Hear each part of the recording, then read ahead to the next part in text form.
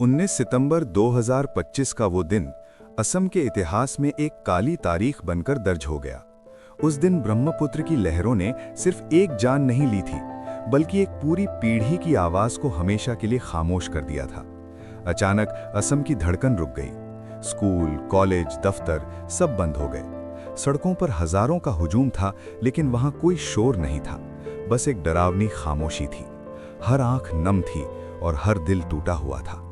ऐसा मंजर किसी नेता या किसी महापुरुष के लिए भी शायद ही कभी देखा गया हो।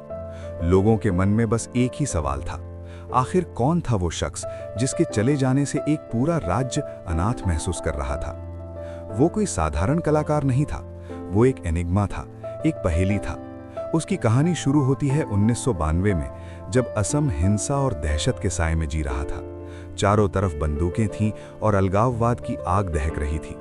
उस घोर अंधेरे के बीच एक 19 साल के लड़के की आवाज गूंजी। उसका नाम था जुबीन गर्ग। उसकी पहली एल्बम अनामिका ने वो कर दिखाया जो बंदूकें नहीं कर पाईं। उसने लोगों को प्यार और उम्मीद का रास्ता दिखाया। जुबीन सिर्फ एक गायक नहीं, बल्कि उस टूटी हुई पीढ़ी का मरहम बन गया था। लेकिन जुबीन की पहचान सिर्फ उसके सुरों तक सीमित नहीं थी। वो एक पैदाइशी बागी था, एक ऐसा बागी जिसे सिस्टम से टकराने में डर नहीं लगता था। उसने कभी सत्ता के आगे घुटने नहीं टेके और ना ही कभी अपनी बेबाकी से समझौता किया। आपको जानकर हैरानी होगी कि एक ब्राह्मण परिवार में जन्मे इस कलाकार ने अपनी 12वीं क्लास में ही जनेऊ उतार फेंका था और उससे अपना मच्छरदानी बांध लिया था। वो धर्म और जाति की बेड़ियों से कहीं ऊपर था। उसका टैलेंट किसी चमत्कार से कम नहीं था। वो 12 अलग अलग वाद्य यंत्र बजा सकता था। उसने 40 से ज्यादा भाषाओं में 38,000 से भी ज्यादा गाने रिकॉर्ड किए। एक बार तो उसने एक ही रात में 36 गाने रिकॉर्ड करने का ऐसा रिकॉर्ड बनाया कि पूरी इंडस्ट्री दंग रह गई। जब वो मुंबई पहुंचा तो या अली जैसे गानों ने उसे रातों रात पूरे देश का सुपरस्टार बना दिया। लेकिन जब बॉलीवुड ने अपना एटीट्यूड दिखाना शुरू किया तो उसने पल भर में उस ग्लैमर की दुनिया को लात मार दी। उसने साफ कहा, असम में वो एक राजा है और एक राजा कभी अपना राज्य नहीं छोड़ता। जुबीन की बहादुरी के किस्से आज भी असम की गलियों में सुनाए जाते हैं।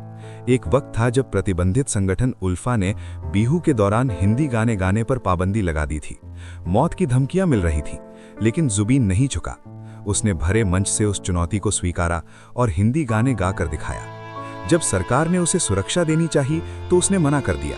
उसका कहना था कि वो बंदूकधारियों के बीच नहीं, बल्कि अपने लोगों के बीच सबसे ज्यादा सुरक्षित है। वो सिर्फ मंच का हीरो नहीं था, वो असल जिंदगी का मसीहा था।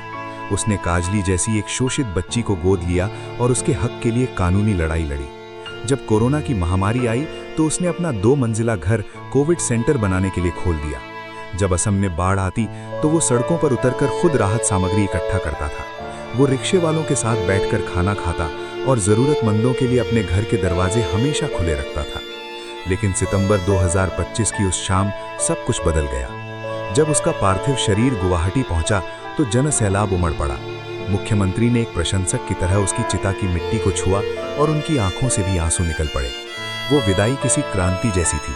आसमान में उठता धुआं सिर्फ एक शरीर के जलने का नहीं, बल्कि इन हजारों धुनों का भी था जो अब कभी नहीं सुनाई देंगी। जुबीन की मौत ने असम को फिर से एकजुट कर दिया। आज वो हमारे बीच नहीं है, लेकिन वो खत्म नहीं हुआ है। वो असम की रगों में दौड़ते खून की तरह है। वो हर उस अकेले इंसान के साथ है जो आधी रात को उसका कोई गाना सुन रहा है। मौत ने उसे शरीर से तो छीन लिया, लेकिन उसकी लेगेसी को अमर बना दिया। जुबीन गर्ग अब एक नाम नहीं, एक कभी ना खत्म होने वाला एहसास बन चुका है। वो चला तो गया, पर उसकी आवाज आज भी हमें याद दिलाती है कि सच बोलने के लिए किसी हथियार की नहीं, बस एक अडिग कलेजे की जरूरत होती है।